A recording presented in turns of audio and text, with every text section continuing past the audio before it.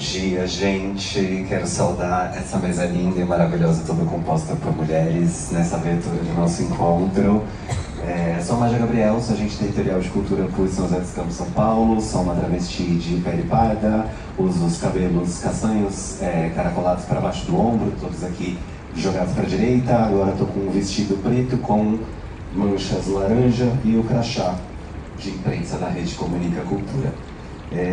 Eu fiz uma preparação aqui, mas antes de iniciar, acho que na fala da professora Tarcisa, algumas tags fazem muito relação com o que eu gostaria de trazer para essa nossa conversa de hoje, que é a questão de reconstruir os vínculos, produzir sentido e que a cultura é uma forma de cuidado. Antes de fato iniciar, quero trazer para a gente uma reflexão com duas citações de grandes pensadores brasileiros aí, que aí acho que a gente vai ter um panorama um pouco mais do que eu quero contribuir, e é muito sobre pedagogia popular, professora Tarcisa.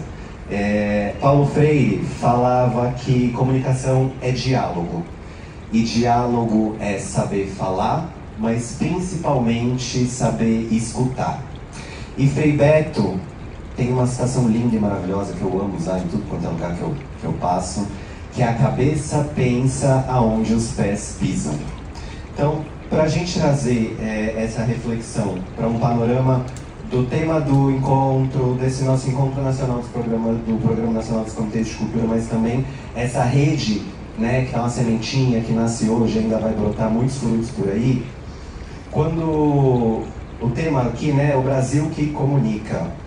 E a gente vive hoje um momento muito estratégico de reconstrução da nossa sociedade, depois dos tensos últimos 10 anos aí, né? Golpe de Dilma Rousseff, governos neoliberais, pandemia, um governo extremamente fascista, com desmonte do Estado e de muitas conquistas que a gente construiu ao longo do processo da democracia. E principalmente ainda essa veia estranha desse fascismo que ainda está aí floreando muito pelo mundo, e a gente vê isso acontecendo aqui, né? Quando a gente vai falar dessa reconstrução dessa sociedade, né, o papel que a cultura e que a comunicação popular, que a pedagogia popular, que a educação popular pode ter nessa reconstrução da nossa sociedade, a cultura e a comunicação são frentes centrais para que a gente, de fato, avance nesse sentido. E aí eu trago um pouco a pergunta, né? Quem comunica o Brasil hoje? Quem é esse Brasil que comunica?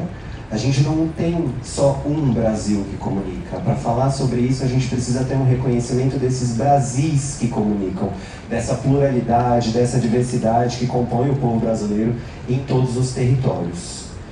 E aí, quando a gente fala de território, hoje a gente vive um momento em que tudo é digital, né?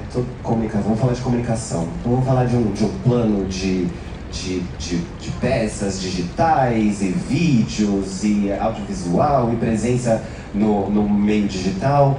Mas a gente não pode se esquecer que antes dos algoritmos, a gente já vivenciava, e aí eu digo a gente por esse grande campo de construção popular que somos nós fazedores de cultura, né? Nessa ampla gama. Desde lá de trás a gente vivenciava uma coisa muito linda, que era a formação de redes. E não digo redes novamente como redes digitais, como redes de conexão online, né? Mas essas redes de fato que permeavam o Brasil. Citei Frei Beto e citei Paulo Freire, né? Acho que um grande exemplo de formação de redes que me encanta muito na história de formação da nossa sociedade são as comunidades eclesiais de base. E é uma grande inspiração, inclusive, para o que a gente pode desenvolver a partir daqui com a Rede Comunica Cultura e com toda a nossa atuação lá na ponta, lá na base dos territórios, dentro do Programa Nacional dos Comitês de Cultura, né? Então, não sei se todo mundo conhece a SEBS aqui, né? Não é da minha época, infelizmente, eu sou de 94, eu cheguei depois, mas eu sou quase uma historiadora, não me formei, mas sou quase uma historiadora. Então, são exemplos de coisas muito concretas que a gente tem, que a gente pode se embasar para construir os nossos passos a partir do futuro. Tem a filosofia africana, aí de novo, né, nas coisas, nas curiosidades, nos conhecimentos todos que a gente vai buscar na vida, a filosofia africana, quando vai falar do tempo, inclusive, a companheirada aí de Minas, recomendo para todo mundo ler Leda Maria Martins, né, que tem ela fala desse tempo e dessas performances inscritas e circunscritas no corpo, o corpo e os territórios das comunidades como manifestação e construção dessa base de saberes, né? E que são saberes que não são transcritos em livros, mas são transcritos no próprio corpo, no movimento, na voz, no canto, na oralidade. E quando a gente vai falar de tempo dentro dessa perspectiva, tudo que a gente tem é o passado. O passado é a única coisa concreta que de fato a gente tem para olhar e a partir dele entender o presente e projetar o futuro. Então, de novo, né? Não era nascida na época das séries, queria muito, não foi a minha época, tô aqui, tô hoje, tô em 2025 com vocês aqui nos meus 30, mas fazendo esse paralelo, a gente tinha essa construção de uma comunicação formativa, de uma comunicação cotidiana, de uma comunicação pedagógica, né? Com exemplos de grandes jornais sindicais, com essa estratégia da panfletagem, do olho no olho, do diálogo, da conversa, dessa aproximação de relação. Tô até com um broche aqui, ó, que é do Renfil, não sei se todo mundo conhece Renfil, mas é um grande cartunista aí dessa mesma época. Eu tô nostálgica, né, gente? Eu acordei nostálgica, eu vim pra Brasília nostálgica. Que é uma ilustração, tá escrito aqui, né? Tô vendo uma esperança. E quando eu tô aqui sentada nessa mesa com essas mulheres lindas e maravilhosas, olhando pra frente para esse auditório cheio, nesse primeiro encontro da Rede Comunica Cultura, eu tô vendo uma esperança. E era muito sobre isso que eu queria trazer esse panorama aqui pra gente, né? Entender e enxergar como essas estratégias que a gente já tem consolidado de formações de rede e de redes de cuidado, de redes de acolhimento, de redes de afeto, de redes de escuta, de novo, trazendo lá Paulo Freire, né? Diálogo é saber falar, mas é principalmente saber escutar.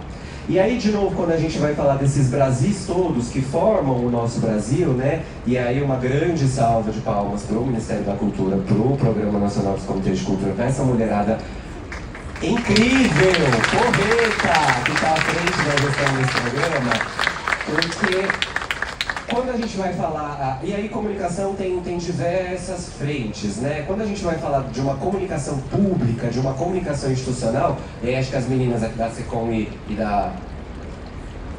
das com do Link, eu fiquei só com o Instituto Lula na cabeça. As meninas vão poder falar muito mais sobre isso, mas de novo lá, né, trazendo aquele paralelo da cabeça pensa, onde os pés pisam. Hoje o Ministério da Cultura, lá em 2003 a gente já tinha tido um grande avanço com Cultura Viva, né, com esse entendimento de que cultura não é só um setor de mercado, e cultura é de fato essa potência de formação de corpo de sociedade, de vivência de comunidade, de território mesmo, né? Mas hoje quando a gente vê a atuação do Programa Nacional dos Comitês de Cultura com mais de 600 agentes espalhados em todos os territórios brasileiros, por todos os cantos, todos os quintões, aqui no vídeo falava, né? Nos pampas, nos rincões, nos sertões, nas florestas, nos mangues. A gente tem hoje um braço, um pezinho do Ministério da Cultura em praticamente todos os territórios do Brasil. Quando a gente vai falar dessa comunicação pública para transformação de sociedade, para de fato a gente disputar essa hegemonia de narrativa, hoje a gente tem um saldo de não queria falar conteúdo, de histórias. Histórias é muito mais lindo que conteúdo. A gente tem esse saldo de histórias que está dentro do Ministério da Cultura. Porque os nossos dois pezinhos de cada agente territorial, de todos os 600 e tantos agentes que a gente tem no Brasil inteiro, estão espalhados por aí, pensando junto com as suas comunidades, com seus territórios. Então, só para concluir, porque talvez eu já esteja até me estendendo aqui, eu gosto de falar. Acho que o que eu queria mais deixar aqui pra gente hoje como reflexão é que, de fato, a gente está fazendo todo um movimento e toda uma construção estratégica de atuação nas redes digitais e de presença na hegemonia dessa narrativa. Mas não é só no ambiente digital que a gente vai conseguir avançar de fato e conquistar nessas articulações e nessa comunicação como uma ferramenta de construção da democracia e de participação, né? Então, vou ler uns 4 tópicos aqui. Mas eu acho que é isso, né? Pra gente se lembrar dessa comunicação com proximidade, com olho no olho, com a conversa, com a empatia, né? A capacidade de entender o contexto do outro e dos outros, com uma escuta afetiva, trazer esse afeto de fato como uma potência política para sustentar as nossas mobilizações e as nossas articulações. E, de fato, né, a gente não está aqui só para produzir conteúdo. Acho que a nossa principal tarefa, nossa principal missão é sair desse encontro do Programa Nacional dos Comitês de Cultura potentes para continuarmos construindo relações. Achei muito lindo quando você trouxe, Tarcisa, que cultura e comunicação é produzir sentidos. E a gente precisa mais do que nunca retomar na sociedade brasileira, no nosso povo, a capacidade de esperançar, a capacidade de sonhar. Paulo Freire falava muito disso, da gente esperançar os nossos futuros. E é isso o que eu acho que vai ser o mais rico de toda essa construção e de toda essa rede que está se formando. Obrigado, gente. Obrigada, Márcia, pelas palavras. Nossa diretora de articulação federal.